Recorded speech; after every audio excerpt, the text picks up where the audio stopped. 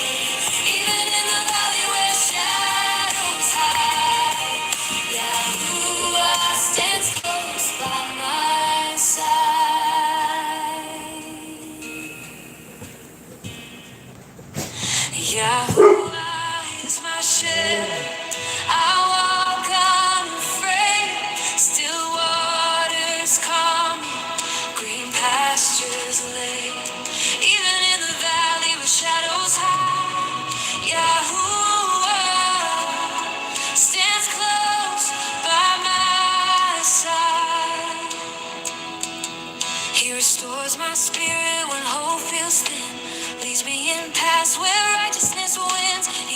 my steps for his name's sake. Even when mountains and storms awake, though darkness whispers threats to me, no fear remains. His rod is the key, his staff my comfort, his presence my shield. Under his care my wounds are healed. Yahuwah is my shepherd, I walk unafraid. Still waters calm me, green pastures lay. Even in the valley where shadows hide, Yahuwah stands close by my side. A table prepared while foes surround, oil poured freely, blessings crown. My cup runs over, never runs dry. Mercy and goodness always close by.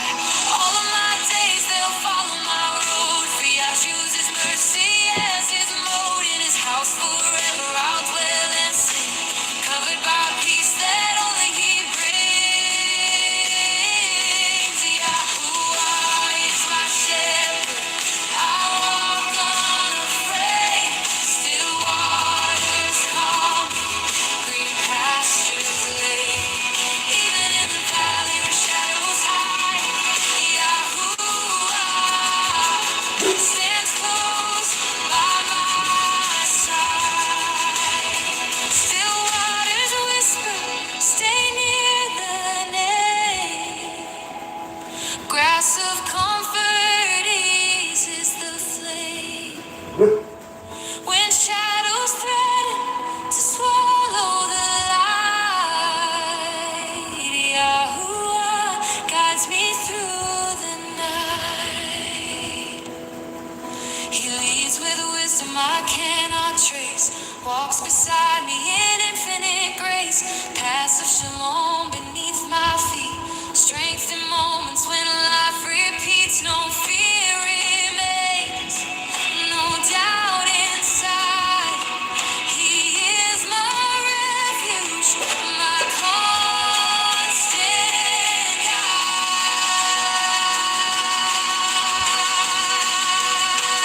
Yahuwah is my shepherd, I walk unafraid.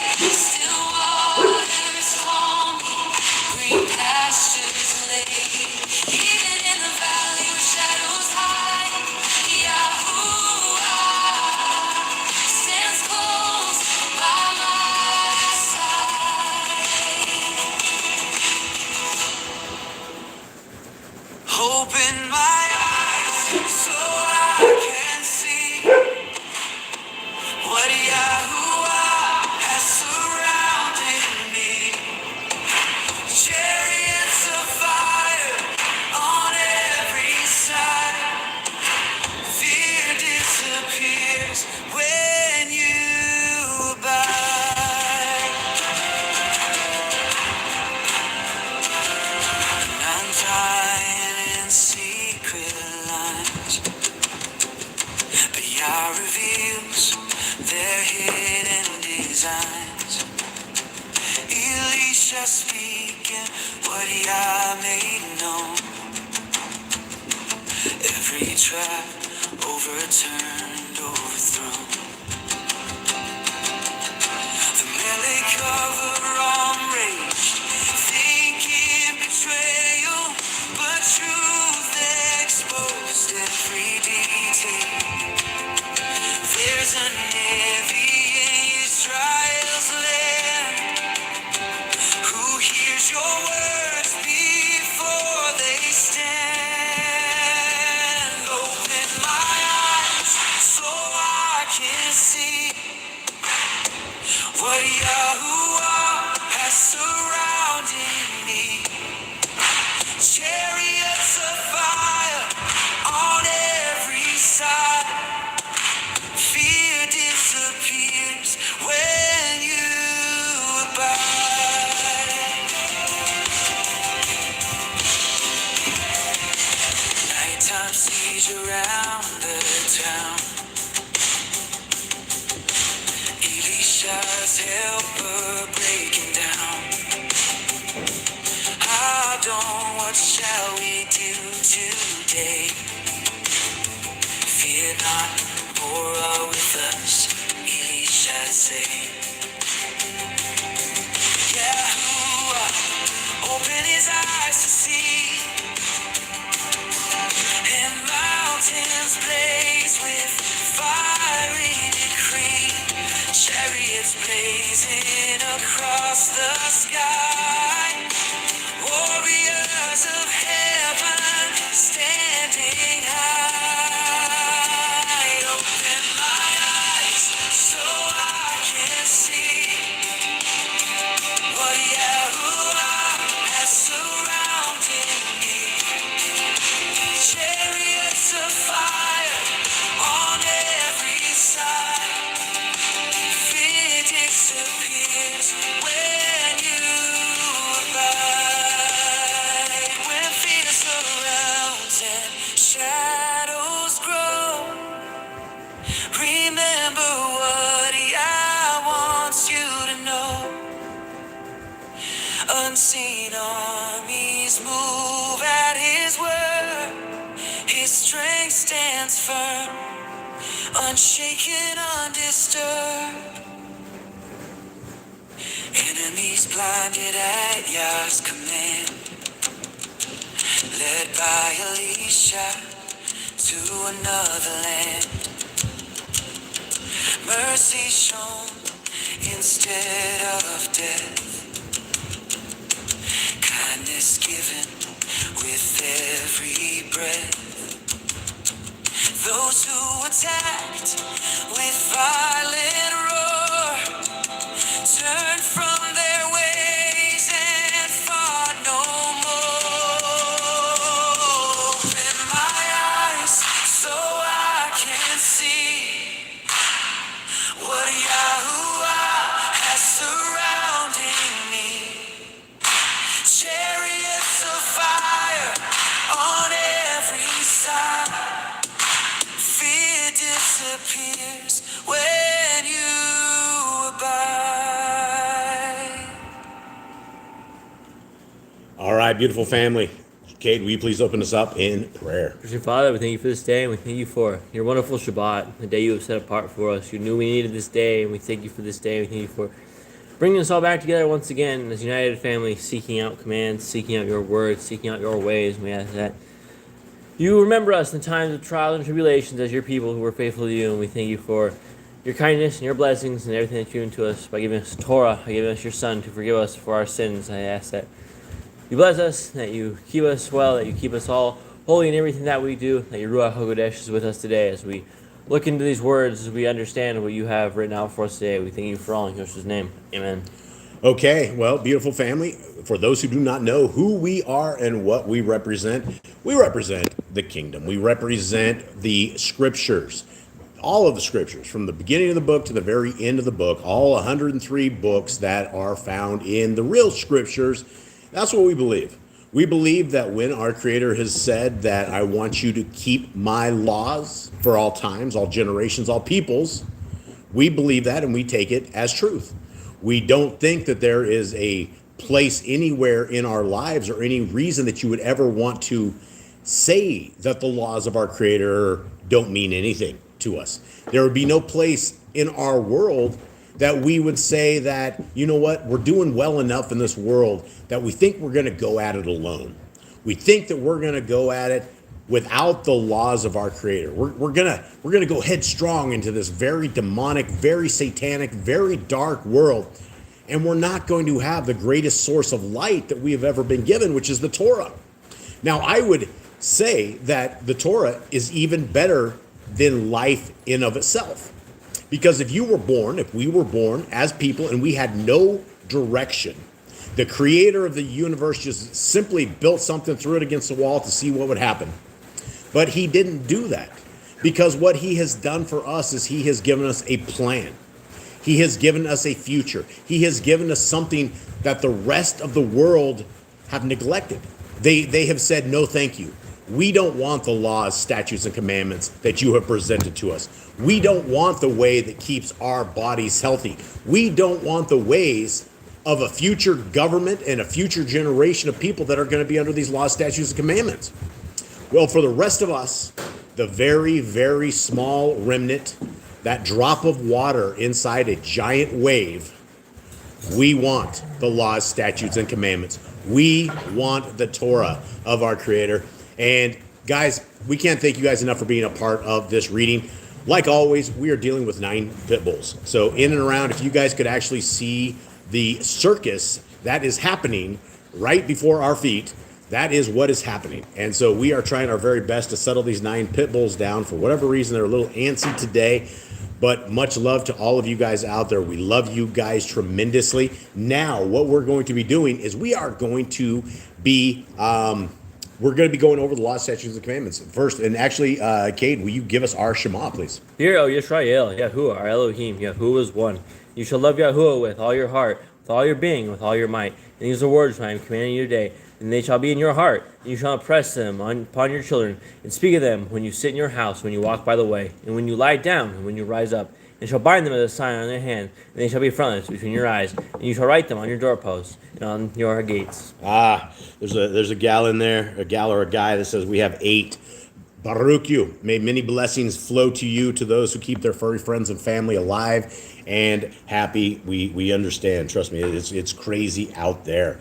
So let us get into this. Let me see. What do we have here? Jade, let's go. Let's just get straight into this. Mr. Cole, what do you have? Who do you got in here? Let's say hi. All right, let's see if I can get back up here to the top.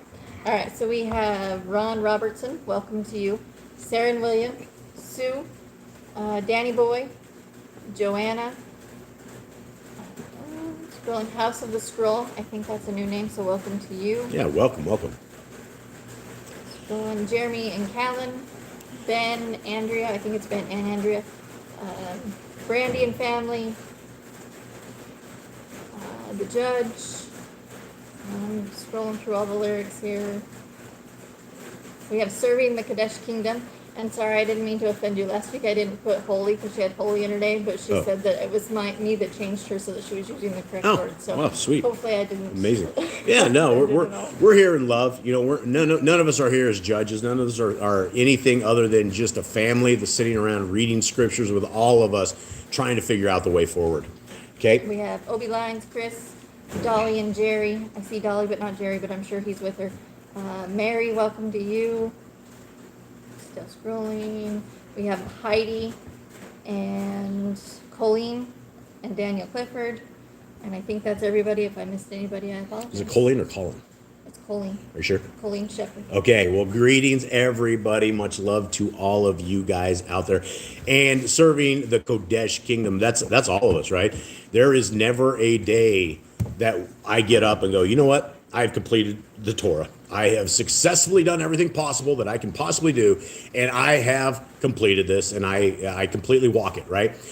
It's not like that, right? Every single day is another day that all of us can get better in the Torah. We can become a little bit more Kodesh. We can decipher the day before. We can see where we have fallen, where things have fallen, where we have kinks and crooks in our life that we need to fix.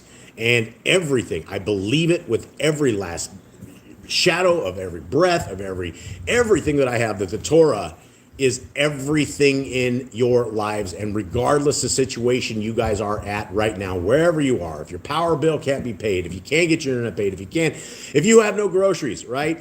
Those are all trials and tribulations. But the one thing that matters out of all these is that we are keeping the laws, statutes, and commandments of our Creator.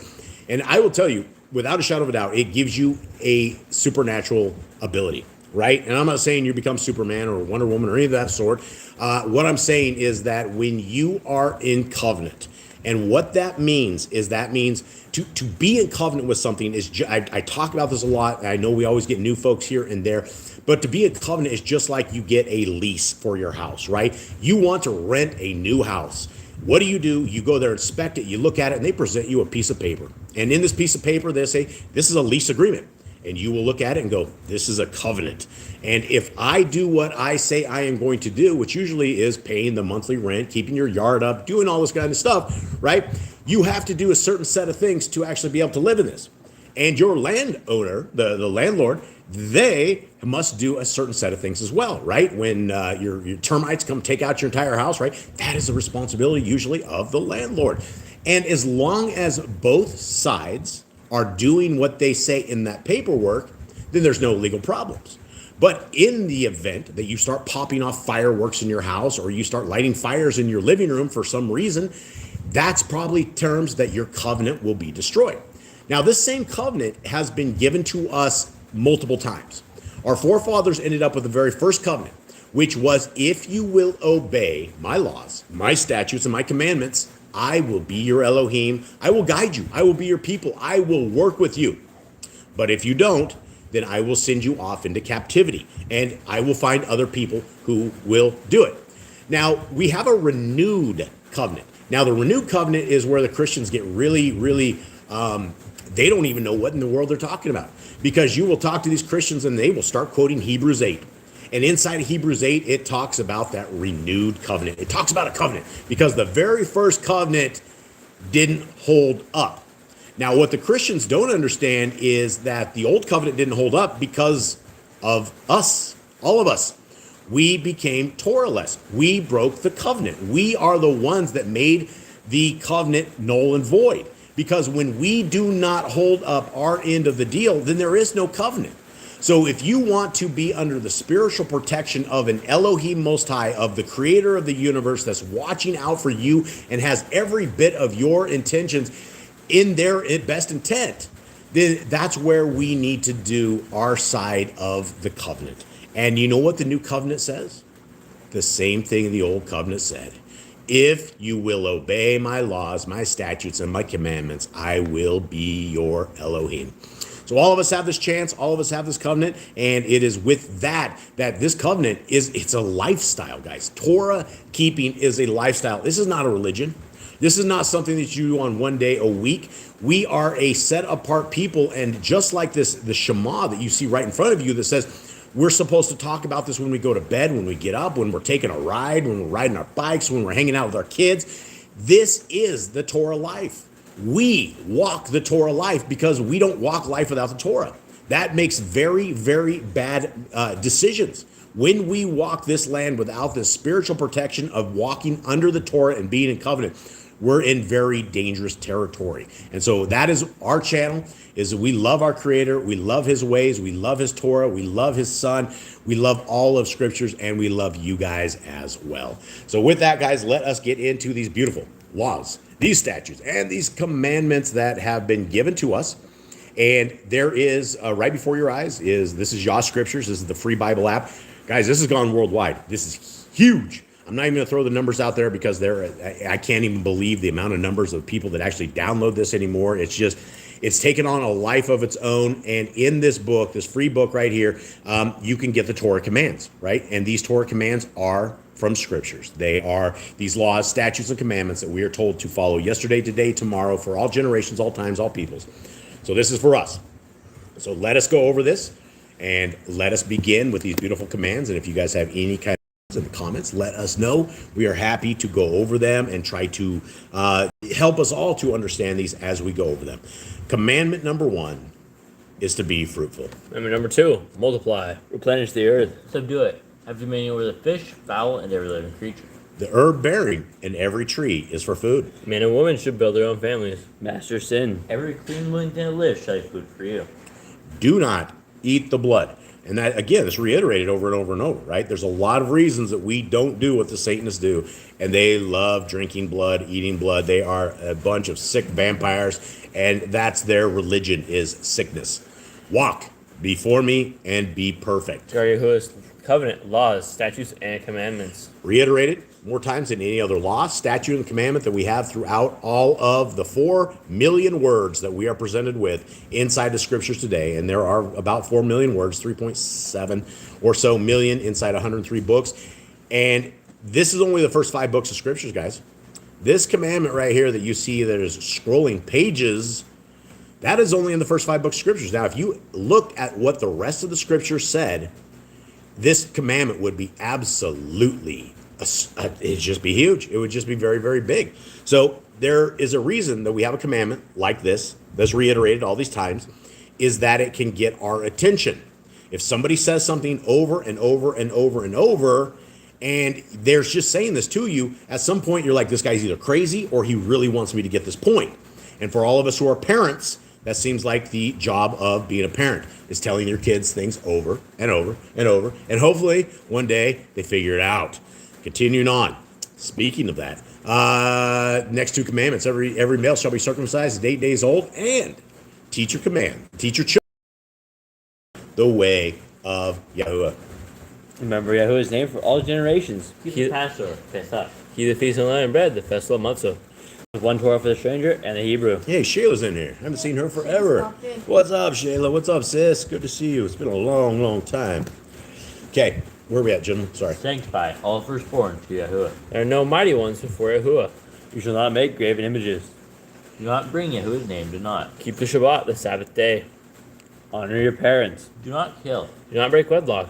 Do not steal. Do not make false accusations against your neighbor. Do not covet anything of your neighbors. Do not make an altar from a rock that a tool has touched. Do not go to the altar by the steps. If a man steals cattle, he shall restore it 5 times. Yahuwah's laws for criminals. Do not lie with beast. No sacrifice to other Elohim. Do not oppress a stranger, fatherless, or widow. Do not charge your brother interest. If you borrow your neighbor's raiment, return to him before sunset. Do not curse the ruler of your people. Do not eat what is torn of any beast. No false report. Do not follow a multitude of evil. Do not judge unrighteously against the poor. Bring back your enemy's cattle if you find it going astray. Help the animals of your enemy. Stay away from rumors and gossipers. Take no bribes. Do not oppress a stranger, love the stranger. Give your land rest in the 7th year. Do not mention any pagan names. Keep the feast of Yahuwah. Do not cook your goat in its mother's milk. Obey the messenger Yahuwah sends before you. Do not bow down to other Elohim. Serve Yahuwah. Make no covenant with other Elohim or outsiders of the land. Do not make use of anointing oil on a normal person. Do not make use of perfume on a normal person. Do not eat the fat. Do what you say you're going to do. Return what is your neighbor's. Obey Yahuwah's dietary laws. Women's time of separation. Obey Yahuwah's hygiene laws. Keep the Day of Atonement, Yom HaKippurim. Do not uncover the nakedness of your family. Do not take your woman's sister for wife. Do not lie with a woman in her uncleanness. You shall not sacrifice your children to Moloch. Do not be a sodomite. Be Kodesh, holy. Do not reap your corn of your field, or you shall not glean your vineyard. Do not deal falsely or defraud your neighbor. Do not lie or be a liar. Pay your workers for the day's wage they are due. Do not harm the disabled. Do not date your neighbor. Do not hate your brother. Rebuke your neighbor for his sin. Love your neighbor as yourself. Do not diverse your cattle. Do not mingle your seed. Do not mingle linen and wool. Do not lie with a taken woman. Do not eat the fruit of the trees for 3 years. Do not practice sorcery. Do not round your beard or the corners of your head. Do not cut yourself for the dead. Do not get tattoos. Do not prostitute your daughter. Do not defile your temple. Do not consult the medium. Respect your elders. Have correct weights and measures. Do not walk in the manners of the nation. Keep the feast of first fruits, Shavuot, Omer count, Pentecost. All right, let's chit chat real quick. Do not walk in the manners of the nations. You guys know what month we're in, right? Right. This is the month of the nations. Like if you are looking at 1 month, that is a diabolical month in terms of the celebrations that they do in terms of satanic celebration. We have made it. This is the pinnacle, right? There's two different holly days that I think are probably worse than the normal ones. One is Halloween, right? By far, right? You dress up as devils and demons, and you send your kids off to go do demon tricks and garbage, and definitely you look just like the world. And then we have Saturnalia. We have a time in this world where everybody's like, this is the birth of Jesus. And, well, it's very, very clear when you actually study when our Messiah was probably born.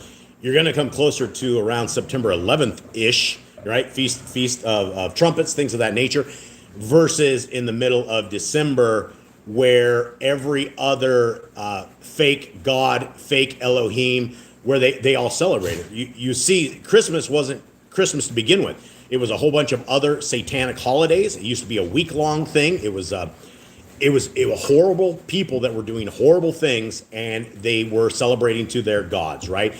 And it's something that the Christians have taken. Blame it on the Catholics, first of all. Sorry, guys, we got some dogs here, and Eli's not doing it helpfully. So we have, Saturnalia, And inside of this, we're giving away gifts, right? We have mistletoe, we have little elves, we have a guy named Satan Claus, right? Literally, if you spell this stuff around, you rename Santa, it goes to Satan, right? Satan Claus, Claws. So all of a sudden, we now have given our kids up into this manners of the nation, right? Everybody's getting all of their Christmas stuff ready. Everybody's saying Merry Christmas, right? And everybody's like, oh, well, and you explain to people, right? This is not a biblical appointed time. In fact, if you are celebrating Christmas, you are breaking the laws, statutes, and commandments of our Creator in multiple ways, fashions, and forms.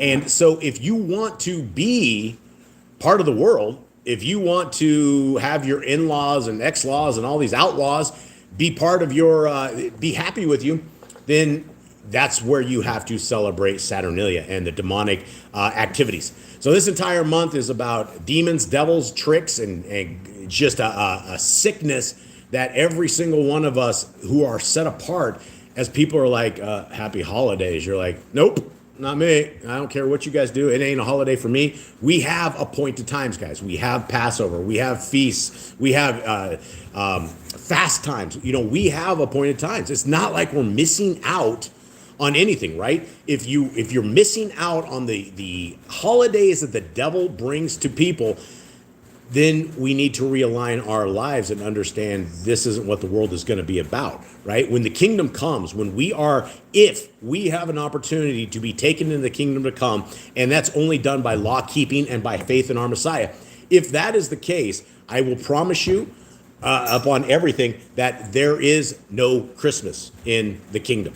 You're not going to be celebrating Ishtar. You're not going to be celebrating Thanksgiving. You're not going to be celebrating definitely not Halloween, right? We have appointed times, and that's what people just can't figure out. They can't figure out. They're like, well, this is so sad. My kids are going to be sad. We can't stuff these things full of it and lie to them about the invisible man that's coming through a chimney, right? The all omnipotent fat man that is literally named after Satan. So here we are, guys. We need to get our act together. We need to make sure that this is not us, right? If you decorate your car with reindeer horns and all of this stuff and go around looking like a candy cane and you're like, well, I'm really not participating in it. You are participating in it, right? You're not supposed to look like what the world looks like, taste like it, do any of the stuff. It's all satanic. It's all garbage. Continue on. Keep the feasts of first fruit, Shavuot, Omer Count, Pentecost. Keep the Feast of Trumpets, Yom Torah. Keep the Feast of Sukkot, Shemini Atzeret. If you blaspheme the neighborhood, you shall be put to death. If you kill a neighbor's animal, you must give him another. Repay injury for injury. Honor Yovel, Jubilee year. And, Sister Barb says it there as well, and I think that's correct. Rebuke the curse of happy holidays, right? And for those who don't know, guys, when you're saying holidays, you're not saying it's not a good thing, right? You're talking about a satanic ingredient in witchcraft, which is holly. This is how these guys do their magic and occult stuff and all this other stuff. So when somebody says happy holidays to you and you return that greeting, you become part of the world, right? And this is where somebody's like, oh, happy holidays. What do we say to them, right? Oh, we hope you have a good day, right? This is a chance right there. Oh, yeah, we don't keep these things, right? And all of a sudden they're like, oh, you must be like Jehovah's Witnesses or something. Nope, we're actually Torah keepers. And in our Torah, in our laws, in our doctrine, it tells us to be very, very set apart from these kind of people because it doesn't take much, right? Let's take, for instance, you guys decide you're going to keep a celebration, right? You go to a Christmas celebration and you meet a little Christian girl and all of a sudden you think that's going to be your wife. And all of a sudden, because you're at a Christmas party, you've now been part of the Gentiles. Now you end up getting with this little Christian girl, right? You end up with a whole bunch of kids. You can't stop her for Christmas, right? You can't stop your kids. So you have 30 years of raising your little kids up in a demonic thing because you were not set apart. That's what being set apart is all about. It's that our Creator will bring the people to you. He'll bring your spouse to you, right? You don't have to go to the satanic devil worshiping places to find your spouse. Our Creator will bring them to you. He knows. He's smart enough through all of this. Yeah, it's Sister Barb, satanic ritual, holly. Holly was used in, yeah, Nordic worship too. Yeah, it was all, right? Mistletoe, right? Oh, yeah, let's kiss under the mistletoe. It's all satanic, right? You're dabbling in demonic, devilish stuff that our people are told not to do. Imagine taking Christmas and going back to Moshe and going in and saying, Moshe, let's celebrate Christmas. You know what happened to you? They drag you outside the gates and kill you.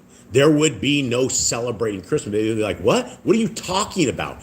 Your end game would have a rock across your head, and that would be the end of it because you're bringing evil into the land. Okay, let's continue on real quick into this. My dog just all ran away again like normal. Where are we at, guys? I think we're on repay injury for injury. Repay injury for injury. Okay, honor the Yovel year, the Jubilee year. Confess against Yahuwah and repay who have trespassed against. Torah being Nazir. Wear tzitzits on the four corners of your garments. The law of Yahuwah touches a corpse. Follow Yahuwah's law of inheritance. Torah keeping your oath to Yahuwah. Do not add or take away from the word. Very important. If there is no other thing that you guys pull away from today's reading, it's this, right? We do not add and we do not take away from the word. Christmas, we're adding to it, right? Sunday worship, we're adding to it. All of these things, eating unclean food, we're adding to it. All of these laws, statutes, and commandments that we're told to keep that nobody wants to keep, we're taking away from it, right? This is how this works. Everything that we're doing has to be upon the firmament of the Torah, right? We want that straight, hard land that is able to give us the foundation for what we're building, because if we don't understand the will and the creation that our Creator has wanted us to do and how He wants us to operate, then we're already at a loss. And so we need to make sure that we are doing all this, and it takes us to the next one, which is guarding our soul, right? And this is a simple enough command, but you look around you. How many people do you see keeping Shabbat, right? How many people do we're having power issues at our house. One of our solar things went down. And so we're basically at half power. The solar guy goes, hey, I can come over tomorrow. And I'm like, I can't. It's a Shabbat. And then after that, he left me to the wolves. So I have no idea when this guy's going to come over, but he couldn't come over on Shabbat. And so thus, we're dealing with things that only the Gentiles will be like, I'll be there on Shabbat.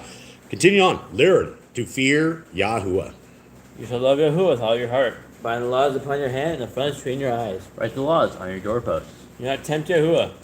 Do what is right and good in the sight of Yahuwah. Do not be afraid of your enemies. Remember Yahuwah. Circumcise your heart. Cleave to Yahuwah. Swear by His name. Destroy graven images. Do not make an idol of Yahuwah as the pagans do to their Elohim. Rejoice in all Yahuwah has blessed you with. Do not do what is right in your own eyes. Do not hearken to the words of false prophets.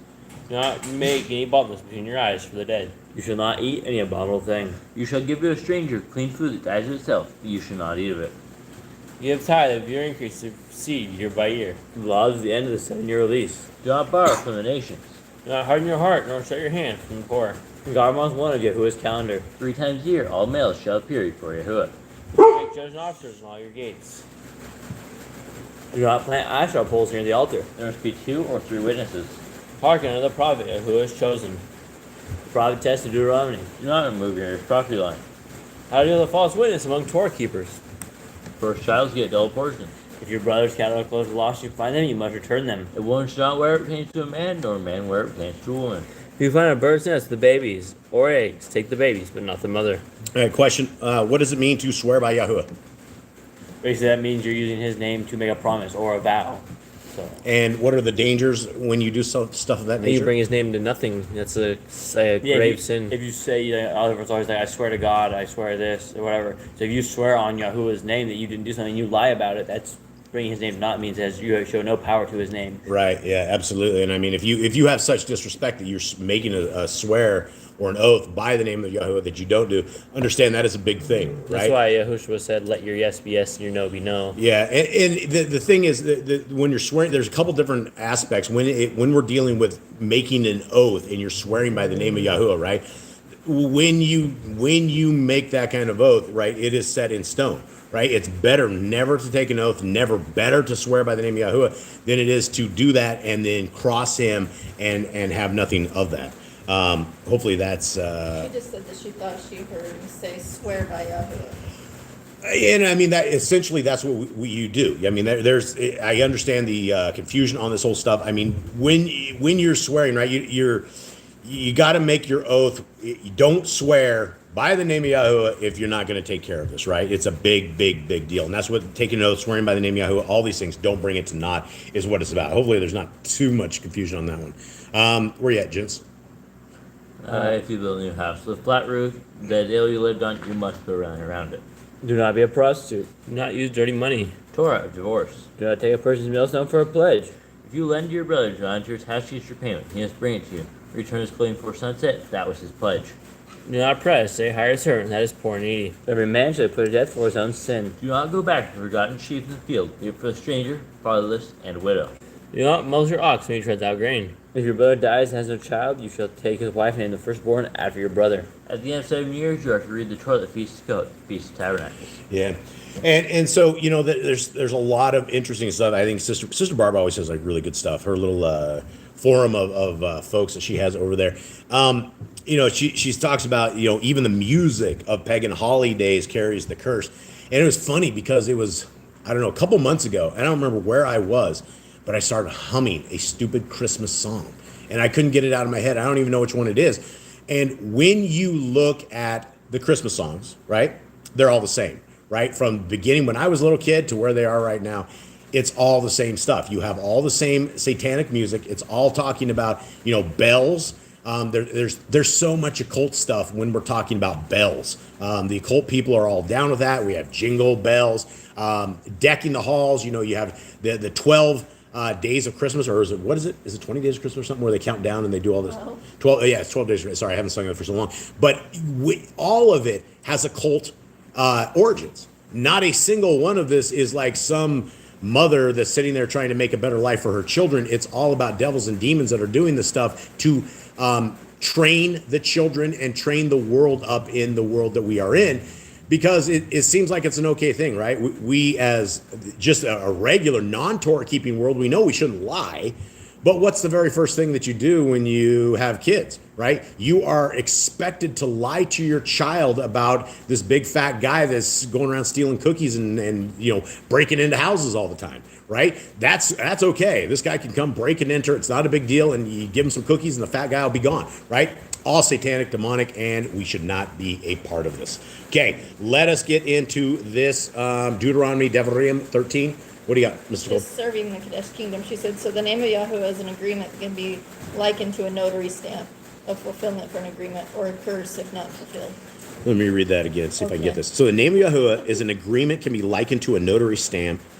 Fulfillment for the agreement, of course, is not, if not fulfilled. All right, let me see. I may not understand this, and I'm a little slow, so... She's just saying like by this swear by Yahweh. Oh, swear. Yeah, okay, that's it. Yeah, see, I'm slow. That's why I have my wife. She helps me out a lot. Yeah, so, and then that's it, right? You're right. And if you swear for anything, whether you take an oath or whatever you do or do it, and you put the name of Elohim Most High in that, you need to be serious as a heart attack, serious as cancer, when it comes down to this, that Torah keeping is the answer, right? You can't break your oath to Yahweh.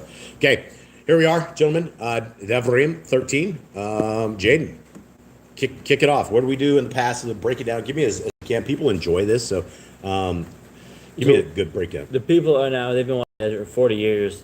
They've made it through so many trials and tribulations to this point, a lot of them caused by their own hands of their complaining, and they're going against Yahuwah, complain about food, complain about water, they just complain about a lot of stuff, and they try to rise against Yahuwah because they don't like a law that was given to Moses by Yahuwah. And so these guys are now all sitting on the outside of the promised land, and they are ready to go in, but Moses has to remind these guys, because this is a new generation. This generation didn't speak with Moses themselves, or speak with Yahuwah on the mountain. So Moses reminded them, this is what you need to do. You need to obey Yahuwah. You need to follow his commands. If not, he's going to curse you, and your enemies will be over you. Yeah, absolutely. Yeah, and Joanna said the same thing happened to her that happened to me. So, yeah, I don't know where it came from. And then, you know, all day long I'm sitting here singing the satanic song and I can't get it out of my head. Things like that, you know, we got to start praying. We got to just, you know, stop re-chanting this stuff. And it's pretty rough. It's pretty rough. The entire so-called Christ Mass season is a real tough time for Torah keepers in terms of will you be obedient or will you be part of the world? Joanna, well, if you swear to God, what does it say last? If you swear to God, that is a fault, but nevertheless. Yeah, and I mean, well, that's the thing is when people say the word God, right, they haven't been trained. They don't know there are a lot of gods, right? I'm saying gods with the lowercase g, right? Because God is a surtitle. It's a name. It's like Mr.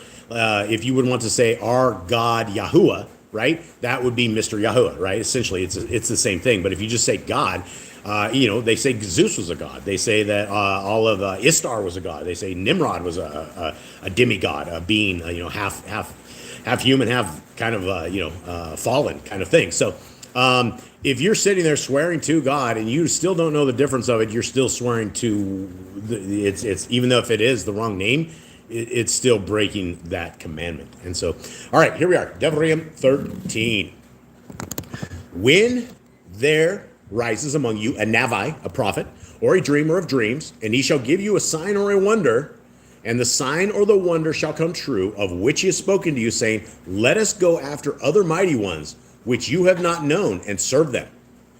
Do not listen to the words of that Navi, of the prophet, or that dreamer of dreams. For Yahuwah your Elohim is trying you to know whether you love Yahuwah your Elohim with all your heart and with all of your being. Now, this is very interesting, right? Because when you look at this, what we just read right here is that if some guy comes to you and he goes, you know what, I had this dream. We're not going to have water for the next 3 months. 3 months. And everybody's like, oh, okay, what did you do? You know what? And the next day it starts raining, right? You pick up the rocks and you toss that guy outside the front of the gates and you kill him, right? That is what happens if you are doing a prophecy. If you are prophesying in the name of our Creator and you are wrong and you are doing these things.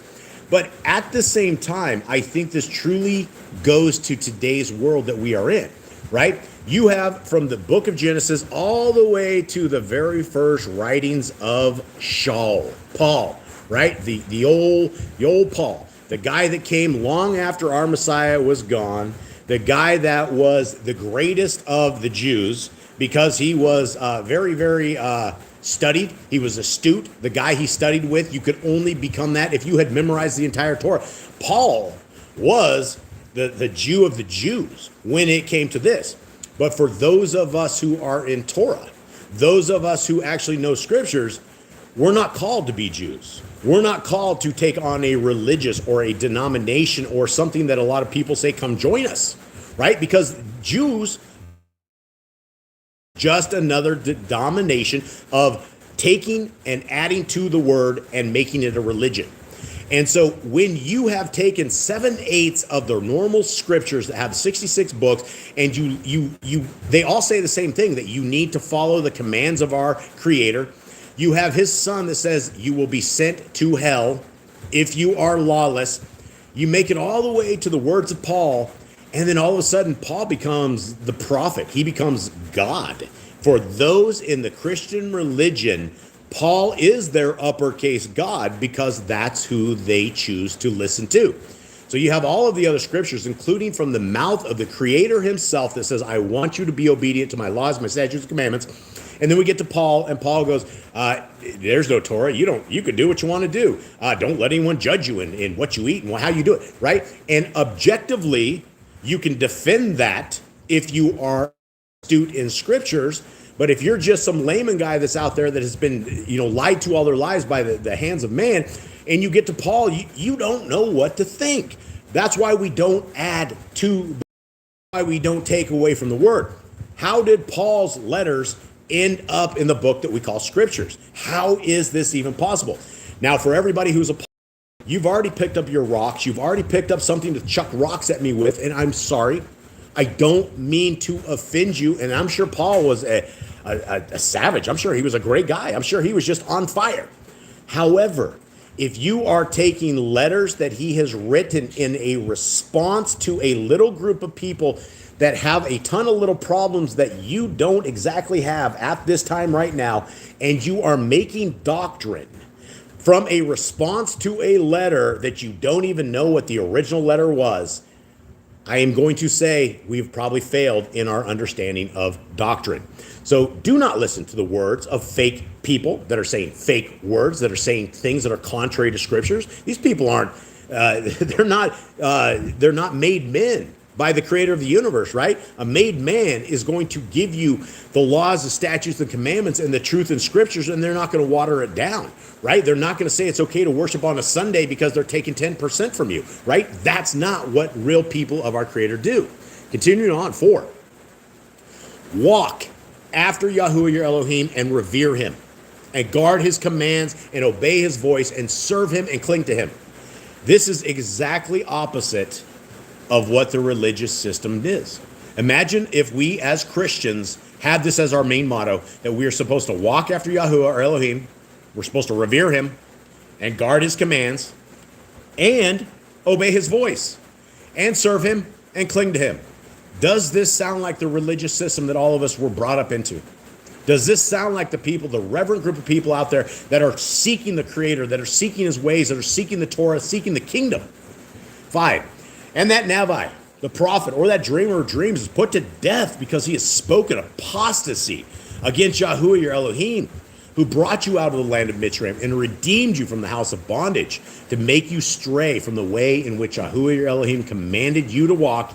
Thus you shall purge the evil from your midst. Now, what we don't see in here is we don't see an expiration date on these commandments. We don't see that these will ever be gone. We see that they are forever and ever and ever, and that if we walk in them, that if we obey them, that if they are a part of our life, then our Creator is going to purge the evil from our midst. And that's what we want, right? We want to purge evil from our midst. We don't want to look like the world and taste like the world. 6, when your brother, the son of your mother, or your son or your daughter, or the wife of your bosom, or your friend, who is as your own being, entices you secretly, saying, let us go and serve other mighty ones, which you have not known, neither you nor your fathers, of the mighty ones, of the people which are all around you, near to you or far off from you, from the one end of the earth to the other end of the earth, do not agree with him or listen to him, nor shall your eye pardon him, nor spare him or conceal him, but you shall certainly kill him. Your hand is first against him, to put him to death, and afterward the hand of all the people. And you shall stone him with the stones until he dies, because he sought to entice you away from Yahuwah your Elohim, who brought you out of the land of Mitzrayim, from the house of bondage. Now, do you see how our Creator does not want you to be led astray? Can you imagine living in this world where we had these kind of commands and having the Mormons or Jehovah's Witnesses come knocking on our doors, right? They would come knocking on the doors, and you would just do a football tackle. You would take these people and drag them right out of the city, right outside the gates, and as there's a whole group of people, and you're all picking up the little pokey rocks, right? You're poking this. This guy's out of his mind. He wants us to go serve other Elohim. That's insane. Why would you ever do that, right? And the bond, what you do for this, right? You get killed. You don't do things like this. This is a death sentence when you do things like this. 11, and let all Yisrael hear and revere, and not again do any such evil as in your midst. Now, one of the reasons why there were hardcore punishments for people that were doing hardcore crimes, according to the Torah, isn't simply just so one person is condemned. It is that everybody in the land was able to see what just happened to Bob, as Bob just got killed. Bob decided he thought it was a good idea to go worship other Elohim, and he mentioned that to someone else, and they all picked up the rocks and they killed Bob, right? That's what happens, right? So it's a big deal. We do not do what Elohim says not to do. 12, when you hear someone in one of your cities, which Yahuwah your Elohim gives you to dwell in, saying, some men, sons of Belial, have gone out of your midst and led the inhabitants of their city astray, saying, let us go and serve other mighty ones, which you have not known. Then you shall inquire, search out, and ask diligently, and see if the matter is true, and establish that this abomination was done in your midst. And you shall certainly smite the inhabitants of that city with the edge of the sword, putting it under the ban, and all that is in it and its livestock with the edge of the sword. Guys, if these rules and regulations were in effect for the lands that we are in today, it would look like a burning, it'd be all burned up, right? We live in this world right now, right? This was the anomaly back in the day that Bob would go decide that he was going to go serve someone else and let everyone know, right? Now Bob's dead. Now we have an entire city of Bobs, and all these cities of Bobs, they're like, well, they just all got killed. So here we are in this world where Satan has literally overtaken everybody, the minds and hearts and souls of everybody. They're all under his control. Continue on, 16. And gather all his plunder into the middle of the street, and completely burn with fire the city and all its plunder before Yahuwah your Elohim, and it shall be a heap forever, never to be built again. Now, this is kind of a theme that our Creator has, right? A lot of times he will either give you the spoils of the land or either say, destroy it all. And this is a big thing. King Saul got into a lot of problems with this, right? He decided he was going to hook up all the people of Yisrael with all the spoils of all the people that they attacked, and that was one of his downfalls because he became a disobedient child of the Most High, which is why Shemuel stripped him of this, why he went crazy, why the house of Shaul ended up becoming the house of David. Okay, continuing on, and none of that which is put under the ban is to cling to you, so that Yahuwah turns from the fierceness of his displeasure and shall show you compassion, love you, and increase you as he swore to your fathers, when you obey the voice of Yahuwah your Elohim, to guard all his commandments, which I command you today, to do what is right. Sorry guys, give me a second here for this to disappear. To do what is right in the eyes of Yahuwah your Elohim. So there we are, guys. 18 verses of beautiful Devarim. Let us get into our book of Yochanan. Jade, will you please give us a breakdown of where we are at to this point? John 7 is where we're at, Jade. Thanks for being alert, everyone. Thank you. Yep. All right. Thank you. Okay, continue on.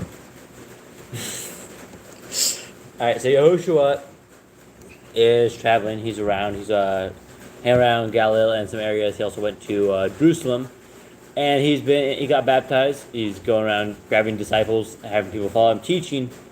And last week he talked about how he was the bread, how they had to basically take part of him, how he's the bread of life, and they take part. And the Pharisees are super confused on that. They can't figure out the born again or eating the bread of life, and they don't understand this stuff. So they're very angry with him. They're plotting to kill him, and they're very powerful in their area. So they want this innocent guy gone because it goes against what they believe. Yeah. All right. So here we are, guys. Yochanan, chapter 7. And after this, Yahushua was walking in Galilee, for he did not want to walk in Yehuda, because the Yehudim were seeking to kill him. And the festival of the Yehudim was near, the festival of Sukkot. So his brother said to him, get away from here and go to Yehuda, so that your Talmidim also see the works that you are doing. For no one acts in secret, while he himself seeks to be known openly. If you do these, show yourself to the world. For even his brothers did not believe in him. Yahushua therefore said to them, my time has not yet come, but your time is always ready. A lot of people didn't understand that, right? Messiah said that over and over and over. My time has not yet come. Nobody understood this. Nobody got it. It took, decades later for us to figure this all out. The good news is that we all have these scriptures, and none of us are lost in this cloud of what is going on, because we have history. We have what happened. We have all of the scriptures right before us. And I don't believe they're, even though there are some scribes that have jacked up the scriptures quite a bit, I believe what the scriptures say. And it doesn't matter what translation you are reading. If you're just looking at Torah, if you're looking at the commandments, and I shouldn't say whatever translation, because there's some really wacky ones. But for the most part, you could even pick up a king and figure out the Torah commands if you were being diligent and reading with this stuff. 7, it is impossible for the world to hate you, but it hates me because I bear witness of it, that its works are wicked. You go up to this festival. I am not yet going up to this festival, for my time has not yet been filled. And having said this to them, he stayed in Galilee. But when his brothers had gone up to the festival, then he also went up, not openly, but as it were, in secret. Back in the days were the days of the cloaks and daggers. And so everybody's all cloaks. Messiah could go out in a little cloak, and I guess that was just not a big deal to have somebody all cloaked around. 12. And there was much grumbling about him among the crowd. Some were saying he is good, but others were saying no, but he is leading the crowd astray. However, no one spoke openly of him for fear of the Yahudim, Again, this religious zealots, it's not even, zealot isn't even the right word for it, but it's the religious system, right? The same religious system that has everybody enslaved today. And literally, the religious system is nothing but a satanic, demonic enslavement system that once you join religion, you hook your checkbook to it, right? It's all part of your entire thing. As long as you're paying the bills, then that's your church and that's your people. Continue on. 14. And about the middle of the festival, Yahushua went up into the Mikdash, and he was teaching. And the Yahudim were marveling, saying, how does this man know letters, not having learned? Yahushua answered them and said, my teaching is not mine, but his who sent me. And I hate to beat a dead horse, but there is always the folks that have been led astray when it comes to the Trinity. If you believe that the Father, the Son, and the Holy Spirit, or Ruach HaKodesh, is all the same entity, and that the Father and the Son are not individuals, then you've been led astray. And when I say you've been led astray, there's thousands of scriptures in scriptures that say things something just like this. Yahushua, our Messiah, answered them and said, my teaching is not mine. Now, gentlemen, if we stop right there, and Messiah was his dad, if Yahushua was Yahuwah, and he said, my teaching is not mine, what do we understand from this particular verse? There's some confusion to be had. Third party. Third party, right? If it's not his, if his teaching is not his, and he is him, then what are we even talking about, right? What madhouse are we dealing with? And that is what the Trinity is a madhouse of deception that people, they get stuck on it, right? And you get so stuck on the Trinity that you fight. It's just like people trying to pull out of the matrix, right? When you try to tell people that the world isn't what it is, they will fight you to stay in a enslavement place. That is the same with the Trinity. You can show people verses like this and just say, look at this one verse. My teaching is not mine, but his who sent me. Okay, if you're not the Father, but who sent you, right? It doesn't make any sense if the Trinity is a real thing. So guys, let's break this hoax of the Trinity. Let's get out of this demonic teachings of devils and let's keep to what the scriptures actually say. 17.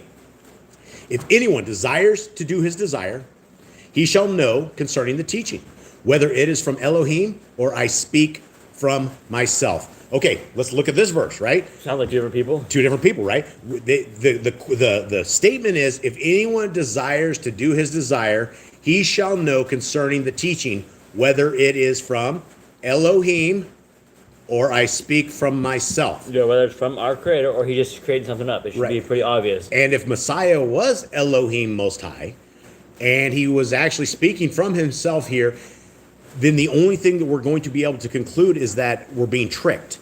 And if our entire walk with Torah has a set of rules and regulations, and a single rule and regulation is that we don't lie. We don't be a liar. We are not the filthy liars of this world.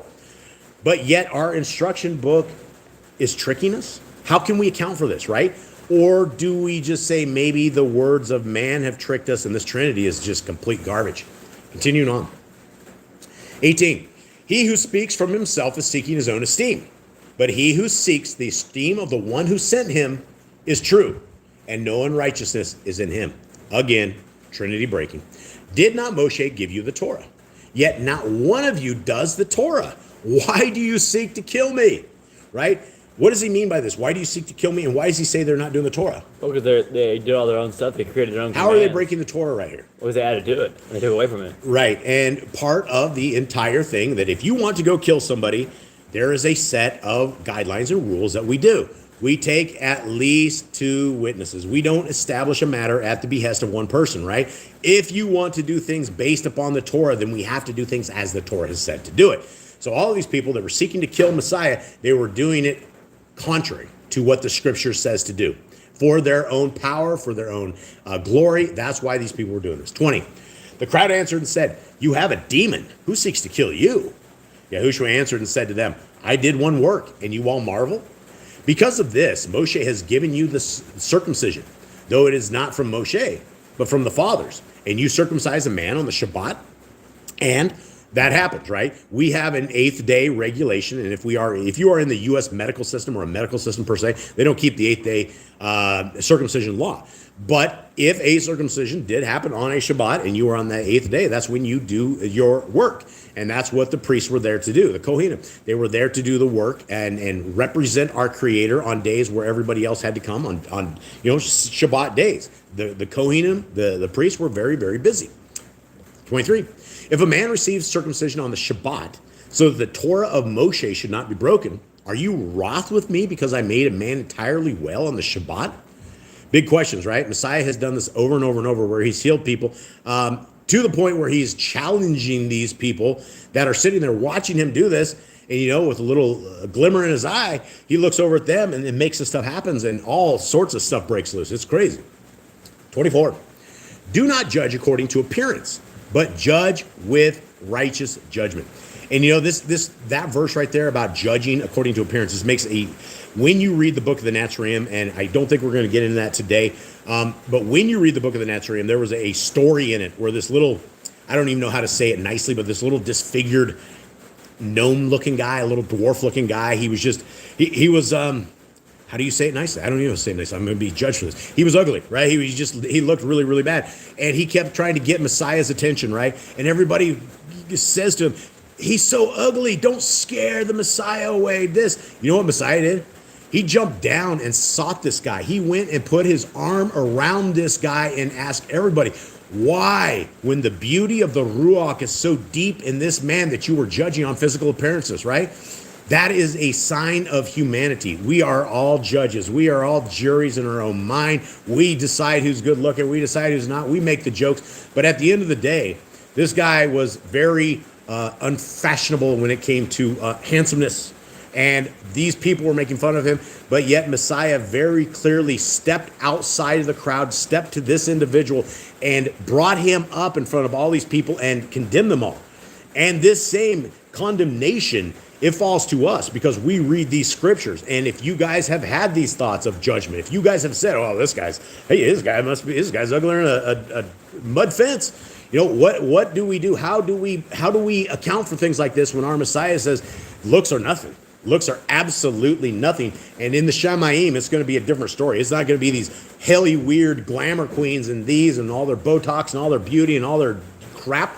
It's not going to be like that, right? It's going to be a homecoming of the homely, and here we are. Continuing on. 25. Therefore, some of them from Jerusalem said, is this not he whom they are seeking to kill? And see, he speaks boldly, and they say none at all to him. Could it be that the rulers truly know that this is truly Hamashiach? But we know where this one is from. And when Hamashiach comes, no one knows where he is from. Yahushua therefore cried out in the Mikdash, saying, teaching and saying, you both know me, and you know where I am from. And I have not come of myself, but he who sent me is true, whom you do not know. Now, these are killing words, right? These are telling these educated guys that have spent all their money and their family's money to get them in positions of the Parashim and the Sadducees and have all these positions of power. And Messiah says they don't know the creator of the universe. And that would be fighting words, right? This would just infuriate these guys. This is the things that Messiah said that these guys couldn't handle, right? If they don't know the creator of the universe, yet they're representing as a priest or a Kohen or something of the sort, them are fighting words. And again, we have a Trinity breaking verse. I have not come of myself, but he who sent me is true, whom you do not know. 29. But I know him because I am from him and he sent me. Okay, let's discuss this. Did this just say the Messiah is the Father? Nope. Let me read this one more time. But I know him. Messiah says, Yahushua knows Yahuwah because I am from him and he sent me. Did this just say because I am him? No. And did he just say because I sent myself? No. Completely, right? This would be insane if Messiah and his dad were the exact same people. None of this would make any sense, guys. Let's get to our doctrine. Let's get these scriptures right. 30. So they were seeking to seize him, but no one laid a hand on him because his hour had not yet come. And many of the crowd believed in him and said, when Hamashiach comes, Shall he do more signs than these which this one did? The Pharisees heard the crowd uttering, and these concerning him. And the Pharisees and the chief Kohanim sent officers to seize him. Therefore Yahushua said to them, Yet a little while I am with you. Then I go to him who sent me. Guys, I hate to beat the dead horse. Yet a little while that I am with you, then I go to him who sent me. When I say there's thousands of different verses that are contrary to the Trinity, and all the people have is a verse in Isaiah or I am, or the book of John that says the word became flesh. When you have the Son of the Most High that is with his Father for 1 billion years before heaven and earth was ever created for the realm that we are in, he knows his dad well enough to be a representative, and he is absolutely the Word made flesh. 35. The Yahudim therefore said to themselves, Where is he about to go? Where is he about to go that we shall not find him? Is he about to go to the dispersion among the Ammonites and to teach the Ammonites? This is a big thing, right? Messiah was there. The entire group of people at this time were essentially two different tribes, right? You had Yehuda and you had Benjamin that had returned from captivity. There's still another 10 tribes, even to this day, that were dispersed, right? If you are in a captivity, if you have grown up here, there's a very good chance that we are all from this dispersion, that this is the captivity that we have grown up in, that we have understood that we are in. When you wake up and you seek the Torah, when you find that there is a newer government, a better government than the man-made laws that we are up against, right? That's what this is all about. But when he was talking, when these people couldn't figure out where Messiah was going to go, they were like, are you going to go to the northern kingdom? Is that where he's going to go? How would we not find him? Because the southern tribes, they weren't friends with the northern tribes. They hated them. They thought they were cursed. The 10 tribes, they basically said they weren't even family anymore by any means. To this day, even the Orthodox Jews pray for the dispersion 3 times a day. So that's how things are. 36. What is this word which he said? You shall seek me and you shall not find, and where I am you are unable to come. And on the last great day of the festival, Yahushua stood and cried out, saying, If anyone thirsts, let him come to me, and let him who believes in me drink. As the scripture said, out of his innermost shall flow rivers of living water. And this he said concerning the Ruach, which those believing in him were about to receive. For the Ruach HaKodesh was not yet, because Yahushua was not yet esteemed. Many from the crowd, when they heard the word, then said, This truly is the Navi. This is the prophet. Others said, This is Hamashiach. But others said, Does Hamashiach then come out of Galilee? Did not the scripture say that Hamashiach comes from the seed of David and from the village of Bethlehem, where David was? So a division came out among the people because of him. And some of them wanted to take him, but no one laid hands on him. The officers therefore came to the chief Kohanim and Pharisees, and they said to them, Why did you not bring him? The officers answered, Never has any man spoken like this man. The Pharisees therefore answered them, Have you also been led astray? Has any one of the rulers or the Pharisees believed in him? But this crowd that does not know the Torah is accursed. Nicodemus, who came to Yahushua by night, being one of them, said to them, Does our Torah judge the man unless it hears first from him and knows what he is doing? They answered and said to him, Are you also from Galilee? Search and see that no Navi has risen out of Galilee. And each one went to his own house. And this is the problem that back in the day, these Pharisees and Sadducees were all powerful, right? You couldn't just go and let people know what you were thinking, right? These guys literally had their own cops. So if they didn't like what you were saying, they would arrest you.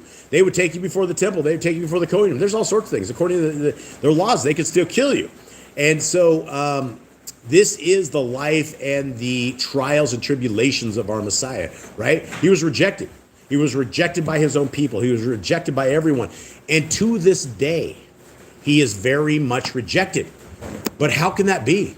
When you have all of these people out there that are, we love Jesus. But Jesus is Jesus. Well, we love him, but that's everything, right? That is the premise of the Christian religion, is that they love Jesus and that Jesus is going to save them. It doesn't matter what happens to them. It doesn't matter what crimes, it doesn't matter what sin. It doesn't matter if you're the most lawless individual ever.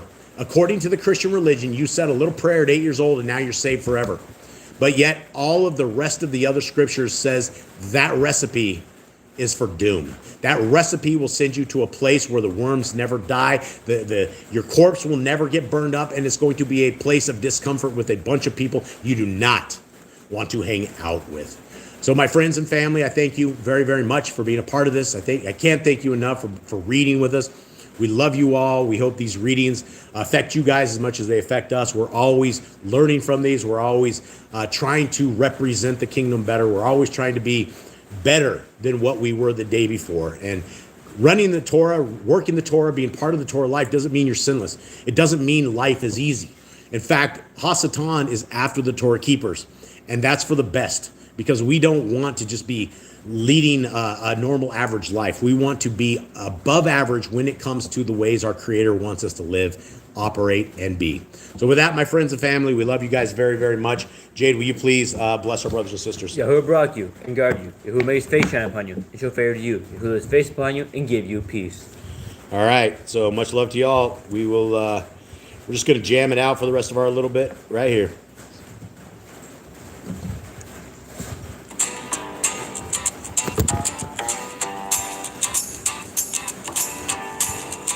You are my strong tower, my refuge, my light.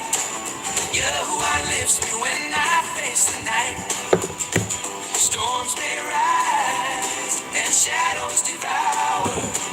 Still I run to you, my strong tower. Waves of destruction pulling me low, snares of death tightening slow. But I cried out loud from a broken place. Yeah, who I heard me answered with grace. Earthquake trembling under his feet, smoke rising thick from a throne complete. He rode on the wind, shadows flee, and his thunder shaking every being. You are my strong tower, my refuge, my light. Yeah, who lifts me when I face the night. Storms may rise and shadows devour. Still I run to you, my strong tower. He drew me out of waters deep, held my soul when I couldn't keep myself from drowning in trials around. He set my feet on solid ground. Enemies rose with strength and pride, but Yahuwah stood right by my side. By his word my path shines bright, by his Torah I walk upright. You are my strong tower, my refuge, my light. Yahuwah lifts me when I face the night. Storms may rise and shadows devour. Still I run to you, my strong tower. By you I run through a troop of fear. By you I leap over walls unclear. Your way is perfect, your promise is true. Strength in my bones comes straight from you. You on my hands for the fiercest fight. Gave me courage rising like light. Nations bow as your name goes forth. Your breath shakes south, east, west, and north. You save the humble and crush the proud. Your voice speaks thunder through the cloud. Forever I'll sing, hour by hour. Yeah, ooh, my strong tower. You are my strong tower, my refuge, my light. Yeah, who lifts me when I face the night. Storms may rise and shadows devour. Still I run to you, my strong tower. Yeah, yeah, yeah, yeah, my strong tower. Ooh, ooh, ooh, my strong tower.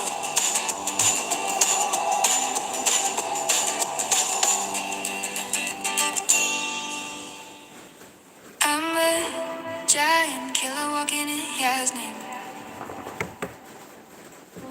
Not by sword and not by fame. When fear says run, I take my stand. Yahuwah fights with his mighty hand.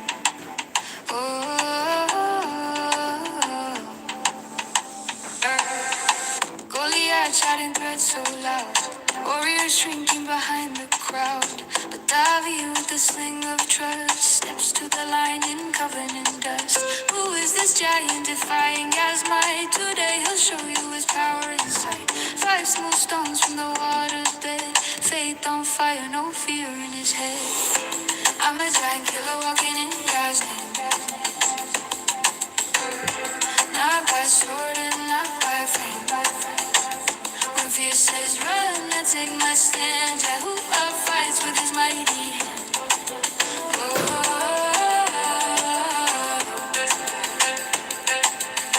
Goliath laughs at the boy so small, but David stands tall with Yah overall. You come with spear, but I come near. In Yahuwah's name, no room for fear. Stone released with lightning pace. Yah guides his path to the giant's face. Goliath falls, the earth shakes loud. Yah wins battles before any crowd. I'm a giant killer walking in Yah's name. Not by sword and not by faith. When fear says run, I take my stand. Yahuwah fights with his mighty hand.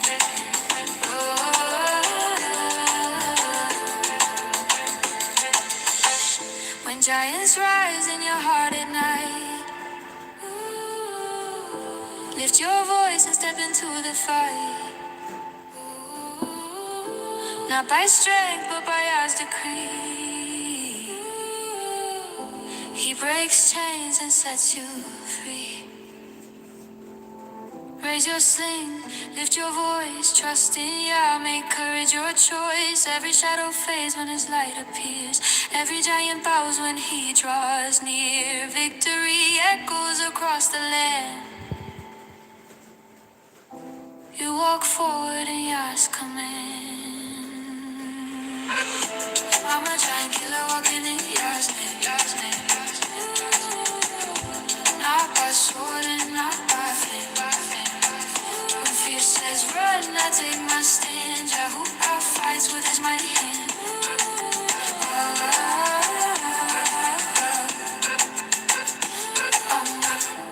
I'm a giant killer walking in Yah's name. Show me your esteem, let your presence stay. Walk with me, I won't leave my way. If you're not here, I won't take one step. Show me your esteem, my soul's request. Moshe cried out with trembling voice. Without you, yeah, there is no choice. How will they know we belong to you? Unless your presence pulls us through. Tent of meeting shining bright. Cloud of wonder, fire of light. Yahuwah speaking face to face. Mercy flowing like endless grace. Show me your esteem, let your presence stay. Walk with me, Yahuwah lead my way. If you're not here, I won't take one step. Show me your esteem, my soul's request. Show me your esteem, let your presence stay. Walk with me, Yahuwah lead my way. If you're not here, I won't take one step.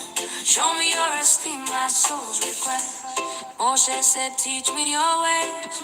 Let me walk in your favor all my days. If you're not with us, we cannot rise. Take not your presence from our lives. Then Yah replied with voice so deep. My presence goes, my name I keep.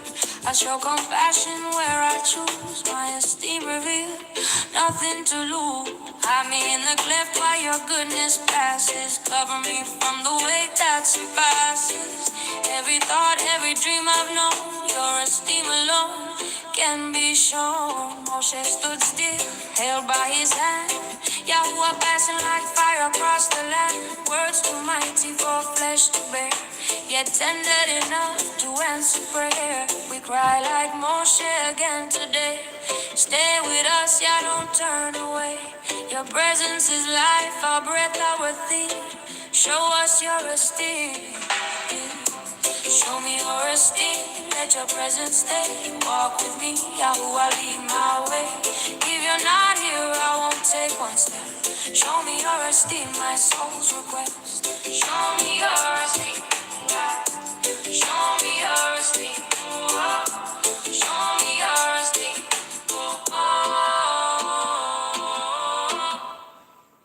All right, beautiful family. May Yahuwah bless you and keep you. May his light forever shine on you. May the Torah be a part of your life forever.